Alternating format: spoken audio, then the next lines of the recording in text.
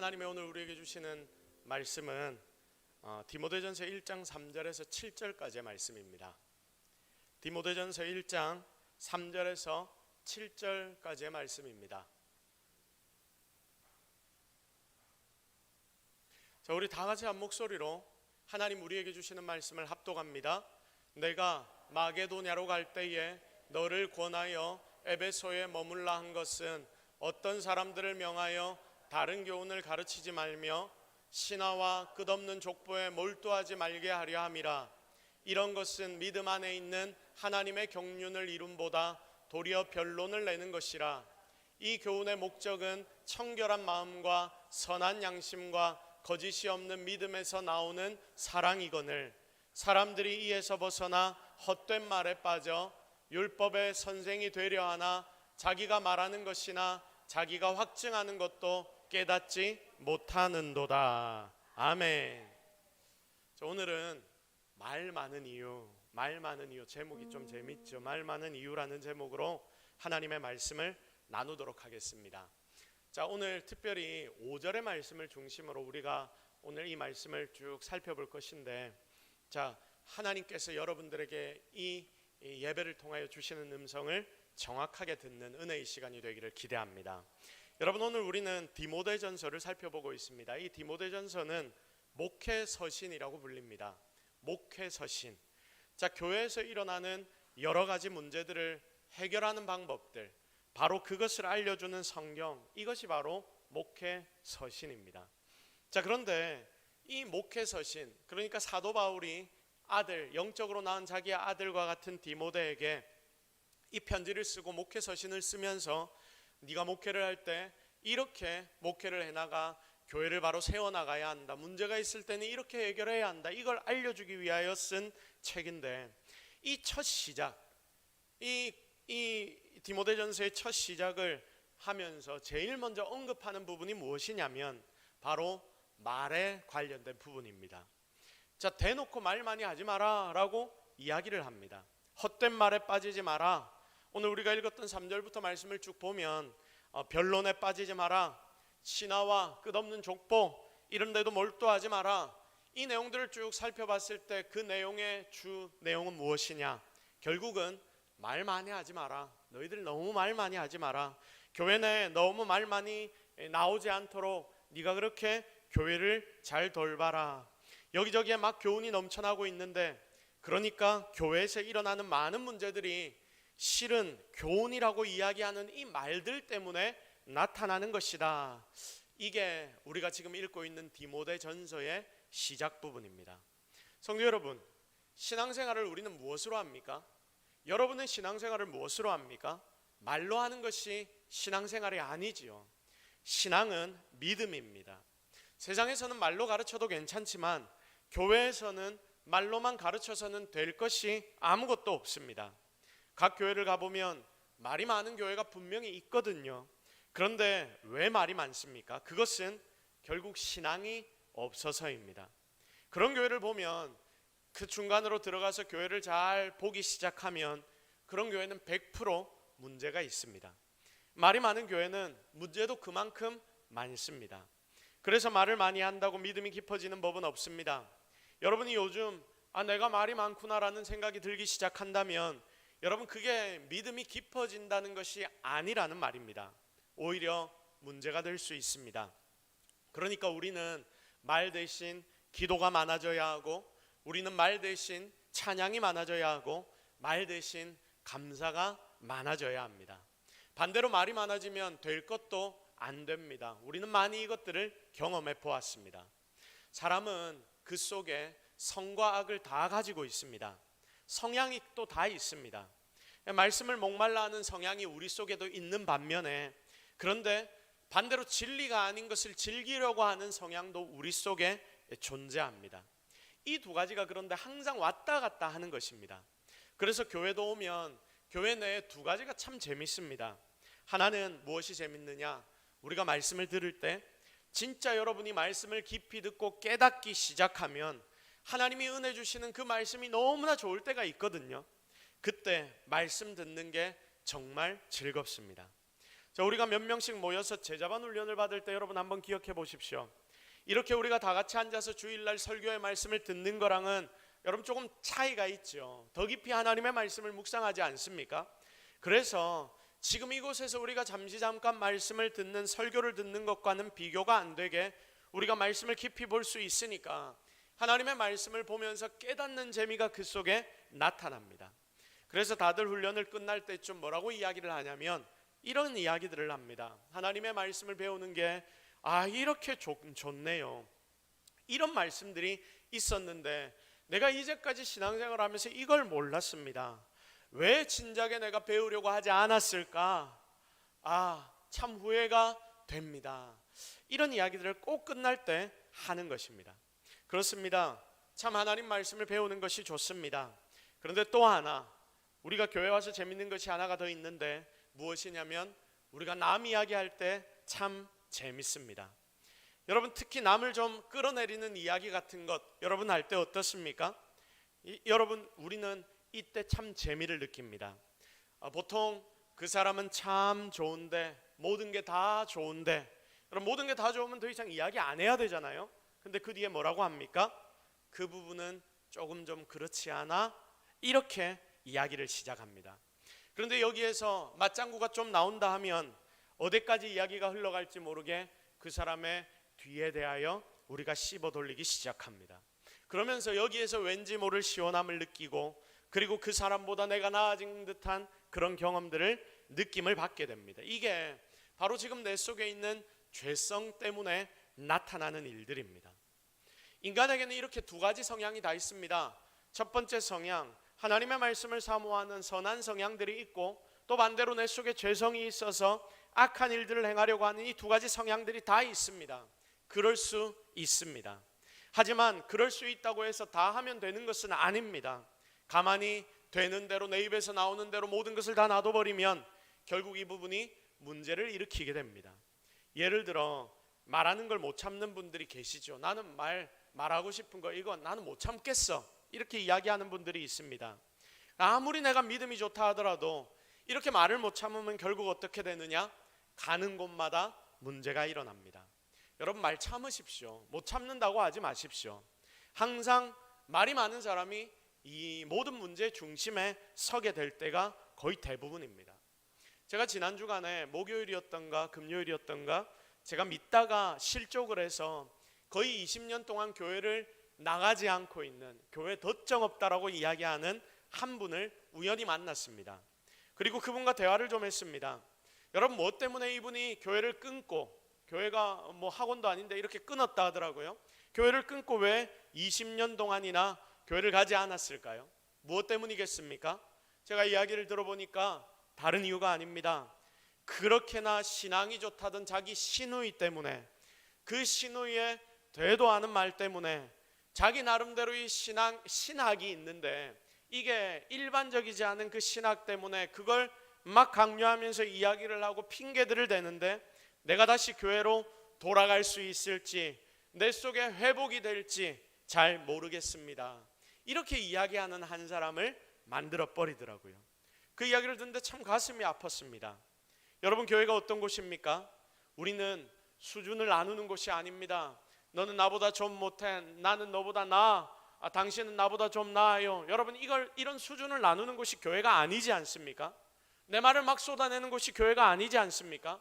교회는 어떤 곳입니까? 살아계신 하나님의 음성을 듣는 곳입니다. 여러분, 정말 이게 맞습니까? 우리의 교회는 하나님의 음성만이 진리가 될 수 있는 그런 교회 되기를 주님의 이름으로 축복합니다. 그래서 그 음성, 진리의 말씀, 하나님의 음성 하나를 붙잡는 곳이 교회입니다. 다른 곳에서는 내가 좀 직위가 있고 대우를 좀 받는다, 여러분, 그런 사람이 있을 수 있습니다. 그러나 여러분, 교회에 오면 어떻게 해야 합니까? 평소 내가 하지 않던 일들, 물티슈를 하나 들고 다른 사람들이 많이 손대는 곳을 닦아주고 마당을 쓸고 헌신하고 섬기면서 나를 위해 죽기까지 섬겨주셨던 그 예수님 더 많이 묵상하고, 바로 그분 진리 되신 예수님을 붙잡는 곳이 바로 교회입니다. 그러니까 교회에 오면 어떻게 행동해야 하느냐? 나의 입은 닫고 귀는 열어야 한다. 이게 바로 교회의 본질적인 모습이 되어야 합니다. 그래서 오늘은 이렇게 우리가 신앙을 제대로 붙잡고 우리의 본질을 제대로 붙잡고 살아가야 하는데, 그렇게 살기 위해서 필요한 것이 무엇인지 오늘 말씀 5절에서 우리에게 세 가지를 알려주고 있는데, 그 세 가지를 살펴보려고 합니다.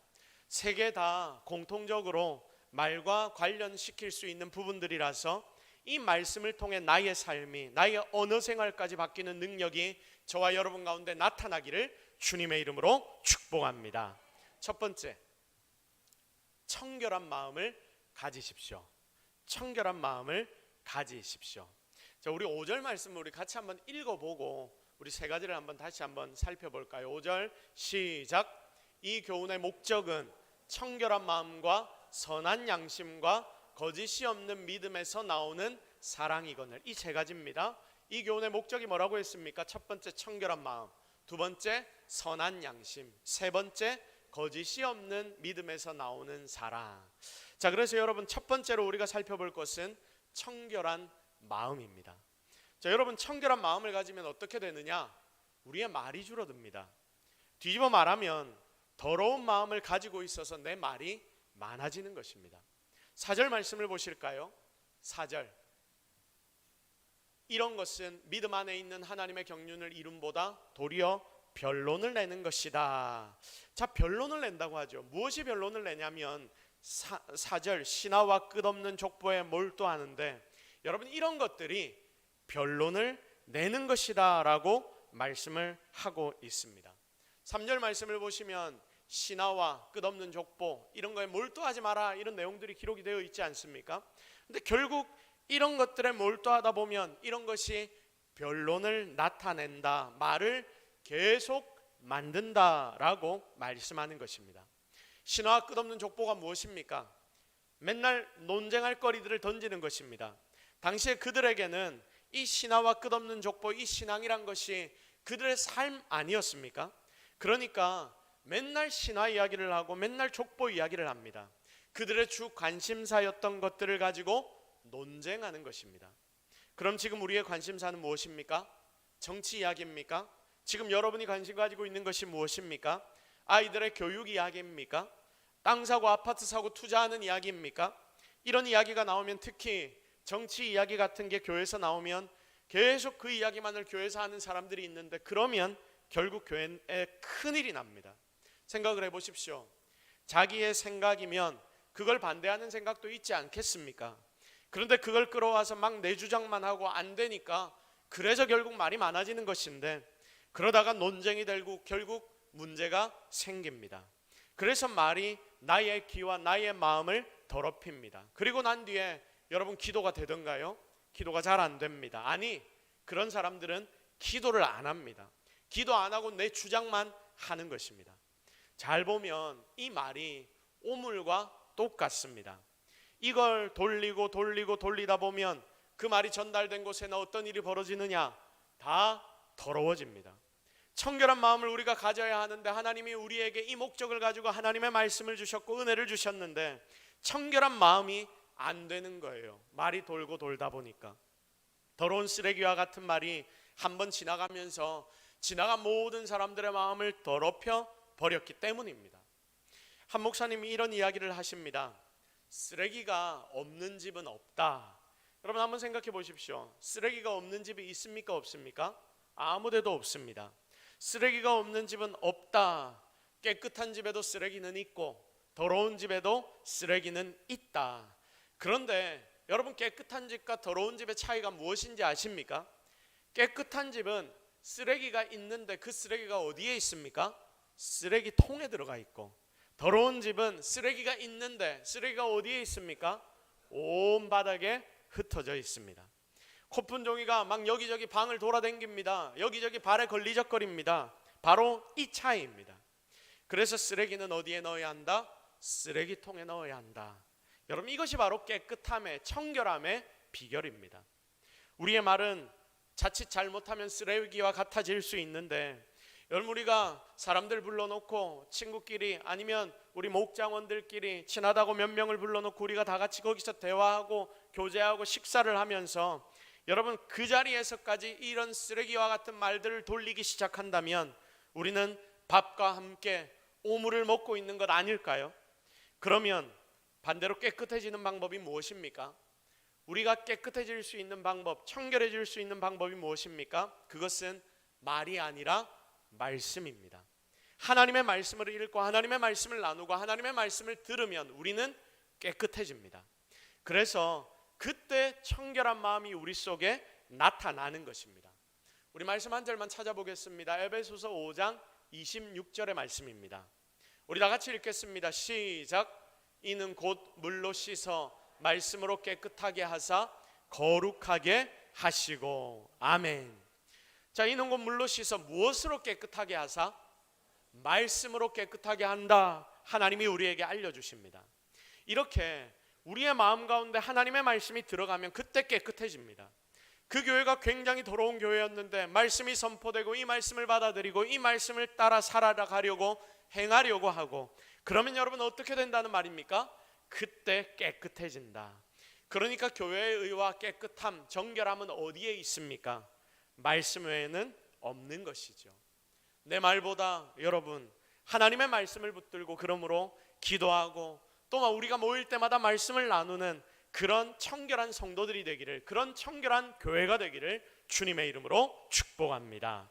두 번째 무엇이냐? 선한 양심을 가지라. 선한 양심을 가지라. 자, 우리가 말이 많은 이유가 뭐냐면 내 속에 결국은 선한 양심이 없기 때문입니다. 자, 뒤집어 말하면 내 속에 뭐가 있으면, 선한 양심이 있으면 내게 나타나는 이런 말들이 좀 줄어들고 믿음 안에 우리가 바로 거하게 된다. 그것입니다. 자, 그러면 중요한 거 이거겠죠. 선한 양심이 있어야 내 속에 오물 같은 말이 사라진다. 자, 그러면 여러분 우리 속에 선한 양심이 있어야 한다 했는데 선한 양심이 과연 무엇입니까? 선한 양심이 무엇입니까? 자, 자기 양심이 뭐냐면 자기 자신이 자기를 판단하는 것이 나의 기준이 바로 양심입니다. 그런데 여기에 선한이란 단어가 붙었으니까 선한 양심이니까 우리가 어떤 의도를 가지고 판단한다는 말입니까? 선한 의도를 가지고 판단해 보는 것. 다 같이 한번 따라해 보겠습니다. 선한 의도를 가지고 판단해야 한다. 시작.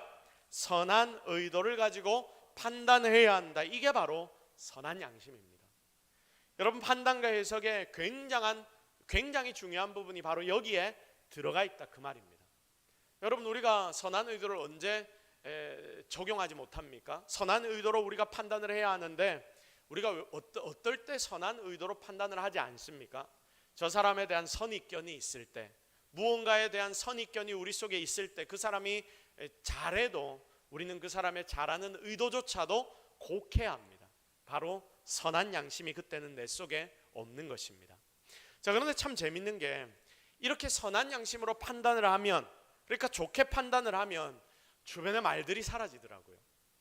은혜만 남게 됩니다. 반대로 나쁘게 해석하고 또 나쁘게 해석하면 그 반대에서 또 더 나쁘게 해석하는 내용들이 나오고, 그러면서 말들이 많아지고 심하게 오고 가고 그러다가 결국 시끄러워지더라고요. 여러분, 좋게 해석해서 말이 많아지는 거 본 적 있습니까? 좋게 해석하면 기쁨이 찾아옵니다. 그리고 상대방을 축복해 줄 수 있습니다. 그리고 거기에서 끝나게 됩니다. 그런데 나쁜 해석을 하니까 이게 말이 많아지는 것입니다. 마가복음 12장 42절 말씀을 봅시다. 한 가난한 과부는 와서 두 렙돈 곧 한 고드란트를 넣는지라. 우리가 너무나 잘 아는 가난한 과부의 두 렙돈 이야기가 42절부터 44절까지 등장합니다. 여기에 예수님의 시선을 한번 보십시오. 선한 양심을 예수님이 가지셨고 우리에게 그 선한 양심을 보여주는 본문이거든요. 가난한 과부가 두 렙돈을 성전에 와서 헌금함에 넣었습니다. 하나님께 드렸습니다. 이걸 주변에서 딱 보면 어떤 이야기가 나올 수 있느냐? 어디 그걸 헌금이라고 해? 이런 소리를 할 수 있거든요. 하나님께 드리는데 좀 더 마음을 모아서 드려야지, 그거 드린다고 고작 그 정도 드려서 되겠어? 이런 이야기를 할 수 있습니다. 진짜 아무리 돈이 없어도 어째 그걸 가지고 와서 하나님께 드리냐? 500원을 가지고 와서 100원, 200원을 가지고 와서 하나님 앞에 헌금을 드릴 수 있냐? 여러분, 이것과 똑같은 상황입니다. 그런데 여기서 더 나가면 이렇게 이야기하는 사람도 생길 수 있겠죠. 안 하려면 차라리 안 하지, 뭘 그걸 돈이라고 들고 와서 하나님 앞에 바친다고 그래? 이렇게 이야기하는 사람이 있을 겁니다. 아마 당시에 예수님 주변에서 그렇게 이야기하는 사람들이 제법 많았던 듯합니다. 그렇게 말하고 해석하는 것입니다. 그런데 예수님을 보십시오. 예수님은 선한 양심을 가지신 분이십니다. 그러니까 뭐라고 하십니까? 좋게 해석을 합니다. 44절, 우리 44절을 같이 읽겠습니다. 시작.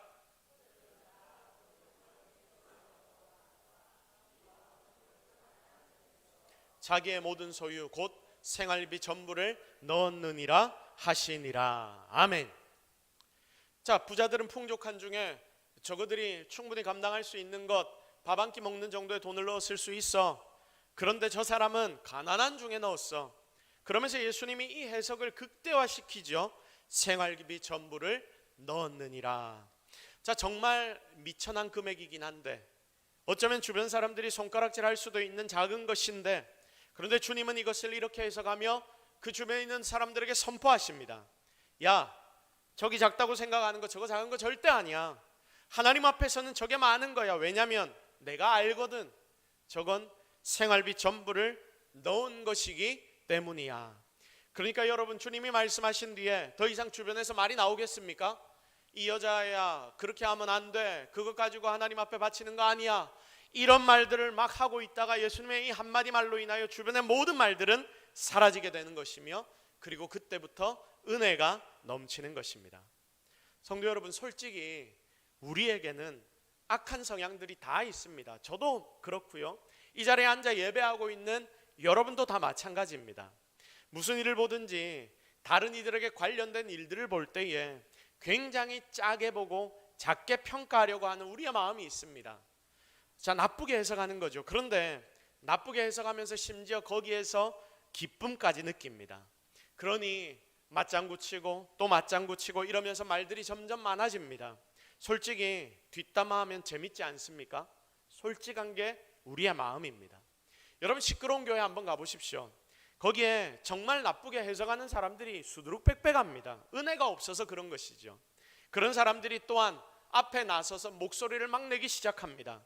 그 한마디가 돌고 돌고 돌고 돌아서 100마디로 변하고, 그리고 1000마디로 변하고 10,000마디로 변해서, 그러면서 교회 전체는 결국 시끄러워지는 것입니다. 사랑하는 성도 여러분, 정말 중요한 이야기인데 신앙은 해석에 달려 있습니다. 여러분, 너무나 중요합니다. 다 같이 고백합시다. 신앙은 해석에 달려 있다. 시작. 여러분, 살면서 이거 절대로 잊지 마십시오. 신앙은 해석에 달려 있다. 하나님의 말씀이 우리에게 떨어질 때에 하나님의 말씀을 우리는 바로 해석할 수 있어야 합니다. 모르겠으면 저한테 질문해서 더 정확한 하나님 말씀의 해석을 도와달라고 여러분이 구하시면 될 겁니다. 자, 그런데 거기다 한 가지 더 중요한 해석이 있는데, 여러분이 세상을 살아갈 때도, 삶을 살아갈 때도 내 삶에 일어나는 여러 가지 일들을 잘 해석해야 합니다. 이 해석이 바로 되고 제대로 되면 여러분은 삽니다. 그런데 해석이 잘못되면 진짜 사는 게 힘들고 죽을 것 같이 변하는 것입니다. 실제로는 여러분의 삶이 객관적으로 봤을 때는 살만한데도 내가 내 삶을 바라보는 눈, 그 해석이 이상해지면 살지 못할 것 같습니다. 우리가 다 경험해 본 상황들 아닙니까? 삶이 잘 되고 안 되고가 중요한 것이 아니라 나에게 주어진 그 삶을 바라보는 내 눈의 해석이 어떠한가, 나의 남편, 나의 아내, 내 가정을 바라보는 나의 삶의 이 해석의 방법이 어디에 있는가, 정말 하나님의 눈으로 내가 세상을 바라보고 사람들을 바라보고 있는가, 그게 실은 더 중요한 것입니다. 내 삶도 마찬가지고 내 주변 사람들을 보는 눈도 마찬가지입니다. 그래서 이렇게 좋게 해석하는 마음을 가지고 좋게 해석하는 연습을 여러분은 계속 해야 합니다. 이게 바로 선한 양심이기 때문입니다. 초딩들이 막 모여가지고 놀다가 이제 집에 갈 시간이 되어서 뒷정리를 시작합니다. 그 중에 좀 저학년이 있었습니다. 그런데 이 아이도 같이 놀았으니까 나도 언니, 누나, 형들 같이 청소하는데 나도 돕겠습니다. 이렇게 생각을 했습니다. 자, 그래서 최선을 다해 이 아이는 이 언니 오빠들이 수고하고 애쓰는 그 뒷정리를 도와주는데, 여러분, 오히려 수고하는 것이 더 어질러 버리는 일이 되어버렸습니다. 다른 고학년 초딩들이 보면서 참 답답하지요. 그러니까 어떻게 행동합니까? 막 씩씩거리기 시작합니다. 한 번 참고 두 번 참습니다. 그러다가 도저히 안 되겠다 싶어서 그 씩씩거리는 마음을 가지고 아무 도움도 안 되고 오히려 더 어질르니까 이제 막 분노가 차서 쏘아 붙이려고 하는데, 그 옆에 있던 선생님이 그 분위기를 캐치합니다. 그리고 이 선생님이 말을 시작합니다. 얘들아, 집단에는 치우려고 열심히 하잖아. 그 의도는 니들도 알잖아. 우리 좋게 봐주자. 너희들도 이전엔 그랬잖아. 그리고 오늘은 저 아이가 더럽히는 저 부분까지 내가 더 너희들을 도와서 치워줄게. 내가 더 수고해줄게. 선생님이 이렇게 딱 말하니까 억울해하며 씩씩거리며 분노와 비난의 말을 막 쏘아내려던 이 친구들의 입술이 닫히고, 그리고 그들은 조용해졌습니다. 여러분, 교회가 이래야 하지 않겠습니까? 누구는 항상 다 잘할 수 없습니다. 그래서 때로는 좀 실수할 때가 있는데 그걸 우리는 책 잡아서 득달같이 달려들어 비난하고 뒷말합니다. 근데 여러분, 우리가 해야 할 일은 비난하고 뒷말을 하는 것이 아니라 이 선생님처럼 오히려 축복해주고 위로해줘야 하는 것입니다. 그리고 모자란 부분을 내가 대신 채워주면 되는 것 아닙니까? 여러분, 이게 선한 양심입니다. 누군가가 재혼을 한다 하고 그러면 우리 보통 뭐라고 이야기합니까? 저 나이에 무슨 재혼이야. 그래 맞다 항상 자는 저러더라 하면서 옛날에 다른 이야기까지 막 다 꺼냅니다. 우리 이런 소리 좀 하지 말고 혼자서 얼마나 쓸쓸했을까. 그러니 정말 좋은 사람을 만났구나. 이제 짝이 생겨서 너무 잘 되었다. 듣기만 해도 얼마나 좋습니까? 악한 양심을 여러분 가지지 마십시오. 누가 잘해도 내 마음에 별로 안 든다고 좋게 해석 안 해주고 여러분 그러지 마십시오. 이거 하나님이 싫어하십니다. 왜냐하면 그러면 결국 오해가 생기고 분란이 일어나고 결국 이 공동체에 문제가 생기는데, 여러분이 공동체의 문제를 만드는 것은 하나님의 몸에 여러분이 상처를 주는 것입니다. 그러니 결국 그 일로 통하여 공동체가 망할 수 있기 때문에 여러분 절대로 이렇게 행동하지 않아야 합니다.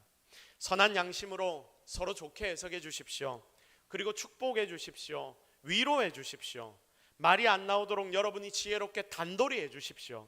잘못된 부분이 있다면 그것조차도 내가 대신 채워주십시오.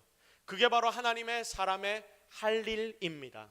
진짜 이런 삶의 모습이 바로 이 자리에 있는 여러분의 사명이 되어 우리 모두가, 그리고 이 교회가 이렇게 바뀌어 나가는 은혜가 있기를 주님의 이름으로 축복합니다.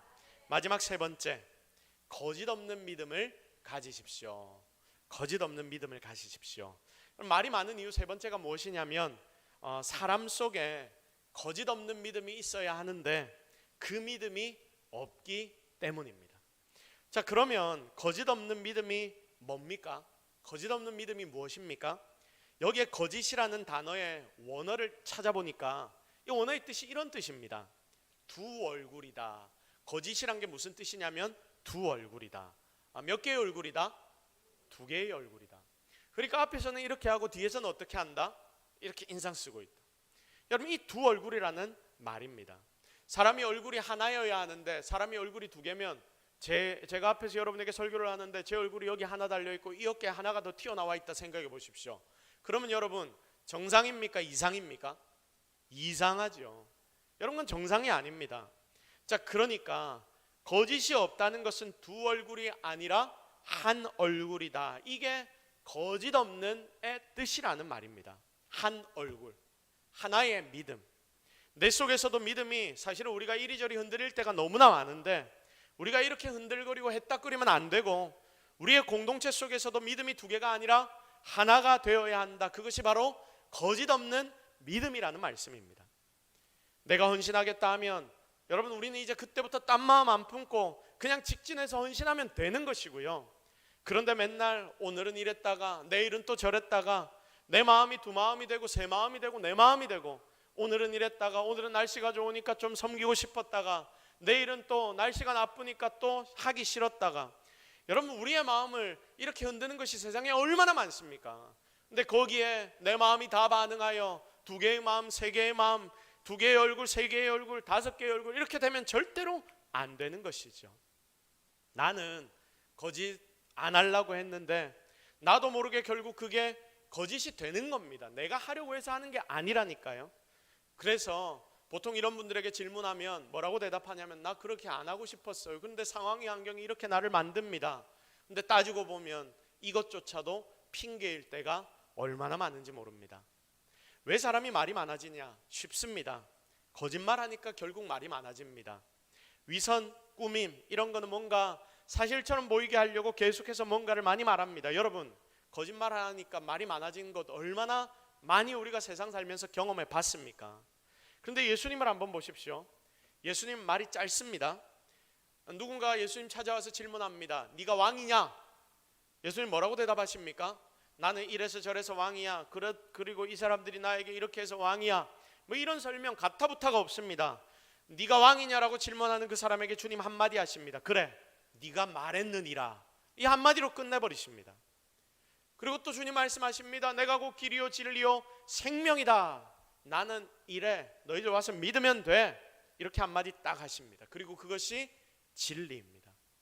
예수님 두 마디도 안 하십니다. 왜냐하면 거짓말을 안 하시니까. 그리고 주님은 바뀌지 않으십니다. 그런데 우리는 거짓말을 하려니까 이것저것 말이 많아지고 바뀌는 것 아닐까요? 여러분, 제발 바뀌지 마십시오. 한 방향으로 진득하게 달려가는 성도들이 되어야 합니다. 그래서 우리가 한 공동체라는 것은 거짓이 없이 서로 진실하게 모여서 하나의 믿음 가지고 함께 사는 것이어야 합니다. 네 믿음은 그거야, 내 믿음은 그거 아니야, 내 믿음은 이거야, 이런 게 아니라 절로 하나 되는 것입니다. 두 얼굴이 아닌 믿음, 거짓말하지 않는 믿음, 하나가 되는 그런 믿음. 내가 저 사람하고 좀 안 맞고 내가 저 사람은 내 마음에 들지 않는다 하더라도 하나님 안에서 하나님께서 우리를 한 공동체로 불러주셨기 때문에 내가 마음에 안 드는 그 마음까지도 접어놓고 하나가 되려고 하는 그 믿음. 여러분, 우리 속에 지금 그런 일들이 나타나기를 기대합니다. 사랑하는 여러분, 우리 속에 말이 많아지는 이유는 거짓 없는 믿음이 내 속에 없어서인데 그만큼 우리 속에 사실은 믿음이 없다는 것입니다. 하나님에 대한 믿음도 없고 우리 공동체에 대한 믿음도 없고 내 옆에 있는 형제자매에 대한 믿음도 없고 그러다 보니까 결국 나에 대한 믿음조차도 없으니까 우리는 말을 계속하면서 내 존재를 인정받으려고 하는 것이고 다른 이들을 좀 깎아내면서 내가 좀 더 높아지려고 하는 것 아닐까요? 우리 자신에게 이런 질문들을 좀 해보아야 합니다. 오늘 예수님께 여러분 배우십시오. 거짓 없는 믿음을 가슴속에 채우십시오. 말을 넘어선 중심, 그 믿음을 볼 수 있는 성도들이 되십시오. 그런 믿음을 다른 이들에게 보이고 나누어 줄 수 있는 정말 든든하게 세워진 이 공동체의 기둥과 같은 바로 그 사람을 보기만 해도 위로가 되고 다른 모든 성도들에게 힘이 되어 줄 수 있는 그런 단단한 믿음을 가진 성도가 바로 이 자리에 앉아있는 여러분 모두가 되기를 주님의 이름으로 축복합니다. 이제 말씀을 정리하도록 하겠습니다. 오늘 세 가지를 여러분들에게 말씀드렸습니다. 첫 번째 무엇입니까? 청결한 마음을 가지라. 여러분 정말 청결한 마음을 가지십시오. 두 번째 무엇입니까? 선한 양심, 좋게 해석하십시오. 여러분의 해석의 방법을 이제는 바꾸십시오. 세 번째, 거짓 없는 믿음을 가지십시오. 그리고 말보다 믿음으로 그리고 행동으로 여러분의 믿음을 보여주십시오. 거기다 우리가 한 가지만 더 추가했으면 좋겠다는 게 있는데 그게 뭐냐면 여러분 언어의 온도라는 책이 있는데 혹시 본 적이 있으십니까? 그 책에는 부제가 이렇게 붙어 있습니다. 말과 글에는 나름의 따뜻함과 차가움이 있다. 이런 부제가 붙어 있습니다. 말하는 것에는 그리고 글을 쓰는 것에는 무엇이 있다고요?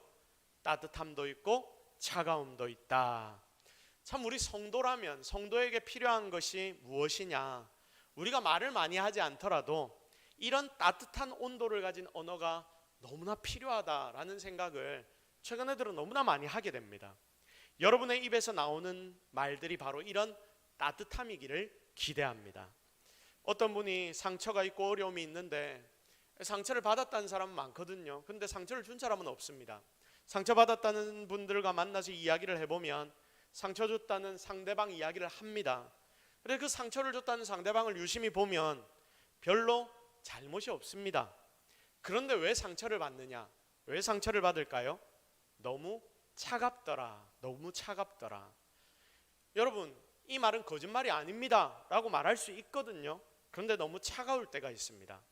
물이 차가워져서 얼음이 되면, 여러분, 물은 사람을 상처 입히지 못하지만 물이 얼어서 얼음이 되면 찌릅니다. 그리고 물이 얼어서 얼음이 되어서 이게 던져져 버리면 머리에 맞으면 머리도 깨집니다. 나는 아무 잘못한 거 없다 그러는데 그래도 상대는 상처를 입습니다. 내가 혹 그렇지 않은지 오늘 여러분 자신을 돌아보십시오. 진짜 오늘의 말씀을 잘 기억해서 말보다 능력이 여러분 나타나게 여러분의 삶을 만드시고, 우리가 매일매일 보는 내 부부끼리도, 부모와 자식 간에도, 그리고 우리 성도들끼리도, 우리 모원들끼리도, 그리고 여러분 주변에 있는 매일매일 살아가는 삶에서 만나는 모든 사람들끼리도 따뜻함을 정말 많이 나누는 성도들이 되십시오. 베드로전서 1장 22절 하나님 우리에게 이렇게 말씀하십니다. 마음으로 뜨겁게 서로 사랑하라. 형제를 사랑하기에 이르렀으니 마음으로 뜨겁게 서로 사랑하라. 여러분, 뜨겁게 그 속에 사랑이 표현되는 그런 삶, 그런 행동, 그런 말로 정말 승리하는 우리 모든 동서교회 성도들이 되기를 주님의 이름으로 축복합니다. 우리 시간 말씀 붙잡고 한번 기도하겠습니다. 하나님, 오늘 우리가 하나님의 말씀을 통해서 하나님 나에게 원하시는 것을 깨닫습니다. 내 속에 이런 잘못들이 있었는데 하나님 회개합니다. 용서하시고 그렇게 살아가게 하옵소서. 이 제목을 놓고 같이 기도하시고, 또 여러분 삶에 있는 여러 가지 기도의 제목이 있지요. 하나님 앞에 다 올려드립시다. 그리고 우리가 아까 전에 기도하지 않았지만 우리 아이들이 상을 많이 받아서 들어왔습니다. 그리고 설교도 제가 했습니다. 어린이 대회 한 500명, 600명 모여 있는데 제가 나가 설교를 했고요. 우리 아이들이 그렇게 상을 많이 받아왔습니다. 여러분의 기도 때문입니다. 여러분 계속해서 기도해 주십시오. 믿지 않는 아이들이 이곳에 왔을 때 그들의 영적인 것도 회복이 되고, 그리고 그들의 삶도 회복이 되고, 그리고 그들에게 하나님이 지혜 주셔서 진짜 예수 믿고 교회 다니는 아이들은 다르다라는 소리를 우리 교회 아이들을 통해 들을 수 있게 해달라고, 하나님 이 교회에 하나님의 복을 허락해 달라고 우리 다음 세대인 아이들을 위해서 같이 기도해 주시기를 바랍니다. 주여 한번 외쳐 함께 간절하게 이 모든 제목들을 놓고 기도하며 나아갑니다. 주여, 주여, 주여, 주여, 주여, 주여, 주여, 주여, 주여. 우리가 하나님을 의지합니다. 우리가 하나님 바랍니다. 우리가 하나님 기대합니다. 하나님 오늘 우리와 함께하여 주시옵소서. 하나님 오늘 우리에게 놀라운 은혜를 다하여 주시옵소서. 하나님 오늘 우리를 붙들어 주시옵소서. 하나님 이 자리에 엎드려 기도하는 자들을 주님이 붙잡아 주시고, 주여 역사하여 주시옵소서. 주여 함께하여 주시옵소서. 주여 능력을 허락하여 주시옵소서. 하나님, 우리가 이제는 말을 많이 하지 않고 하나님 앞에 믿음으로 보이는 자들이 되게 하여 주시옵소서. 하나님이 원하시는 교회 되게 하여 주옵소서. 주님 오늘 우리와 함께 하옵소서. 하나님, 오늘 우리가 하나님의 말씀을 통하여 깨닫습니다. 믿음은 말로 드러나는 것이 아니라 내 삶으로 드러나는 것이다. 나의 주변에 있는 자들에게 복음을 증거하는데 그들에게 복음이 들어가지 않는 이유가 혹시 나의 이 삶과 행동 때문이 아닌지 하나님 앞에 다시금 나아가 회개합니다. 주님, 나의 말이 바뀌게 하시고 나의 행동이 바뀌게 하시고 이제는 내 삶을 통하여서 믿음이 보여질 수 있도록 주여 축복하여 주옵소서. 특별히 하나님, 오늘 우리 아이들을 위하여 축복하며 기도했습니다. 이 교회 가운데 발을 딛는 모든 아이들이 하나님의 복을 받게 하옵소서.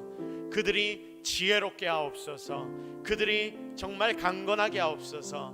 이 말세의 때에 얼마나 악이 성행하는데 그 악한 모든 것들 속에서 하나님이 지키시고 보호하시사 이들이 다른 모든 이들 앞에 본이 되고 모범이 되는 그런 아이로 주님이 세워 주옵소서. 모든 것 다 하나님 은혜인 줄로 믿사옵고 예수 그리스도의 이름으로 기도드립니다. 아멘.